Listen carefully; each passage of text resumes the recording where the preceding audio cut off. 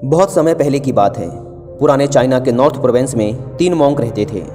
उनका नाम किसी को नहीं पता है, क्योंकि उन्होंने कभी अपने बारे में कुछ बताया ही नहीं। उन्होंने कभी किसी बात का जवाब नहीं दिया। चीन में बस उन्हें 3 हंसते हुए भिक्षुओं के नाम से जाना जाता था।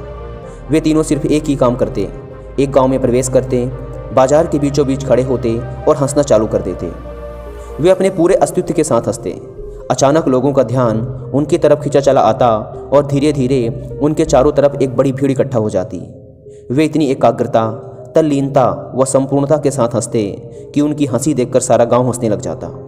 जब वो पूरा गांव हंसी के समुंदर में डूब जाता तो वे दूसरे गांव चले जाते। वे ना तो कुछ बोलते थे, ना ही कुछ उपदेश देते और ना ही कुछ शिक्षा। वे जहाँ भी जाते अपनी हंसी से ऐसा माहौल बना देते कि लोग अपने सारे दुख दर्द भूलकर बस हंसने लग जाते। धीरे धीरे चाइना के लोग उन्हें बहुत प्यार करने लगे और वो पूरे चाइना में फेमस होते गए 3 लाफिंग मॉन्क के नाम से। चाइना के लोग उन्हें बहुत प्यार करते, उनका सम्मान करते। इससे पहले और उनके बाद भी कभी किसी ने इस तरह से प्रचार नहीं किया कि जीवन केवल एक हंसी होना चाहिए और कुछ नहीं। वे विशेष रूप से किसी पर नहीं हंसते थे। वे बस हंसते थे जैसे कि उन्होंने ब्रह्मांडी मजाक को समझ लिया हो, जैसे कि उन्होंने ईश्वर के मजाक को समझ लिया हो, और उन्होंने एक शब्द का उपयोग किए बिना पूरे चाइना में इतना आनंद फैलाया जितना आज से पहले किसी ने ना फैलाया था। लोग उनका नाम पूछते लेकिन वे बस हंसते, तो यह उनका नाम बन गया 3 हंसते हुए भिक्षु, 3 लाफिंग मॉन्क्स।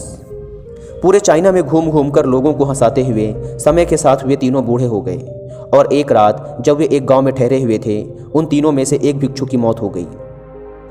पूरा गांव स्तब्ध रह गया।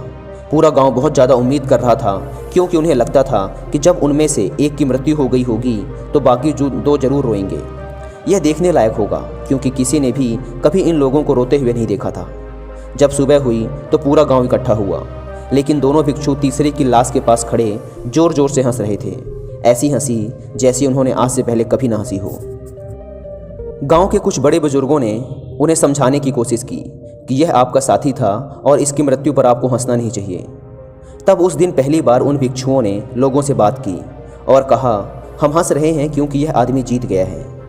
हम हमेशा सोचते थे कि पहले कौन मरेगा, लेकिन इस आदमी ने पहले मरकर हमें हरा दिया। हम अपनी हार व इसकी जीत पर हंस रहे हैं। इसके अलावा यह कई वर्षों तक हमारे साथ रहा। हम एक साथ हंसे, हमने एक दूसरे की मौजूदगी, उपस्थिति का आनंद लिया। उसे अंतिम विदा देने का इससे बेहतर तरीका और क्या हो सकता है। हम केवल हंस सकते हैं। लेकिन पूरा गांव उदास था। जब मृत भिक्षु के शरीर को अंतिम संस्कार के लिए चिता पर लिटाया गया तो सारे गांव वालों को एहसास हुआ कि शेष 2 भिक्षु केवल मजाक नहीं कर रहे थे, वह तीसरा जो मृत था वह भी हंस रहा था।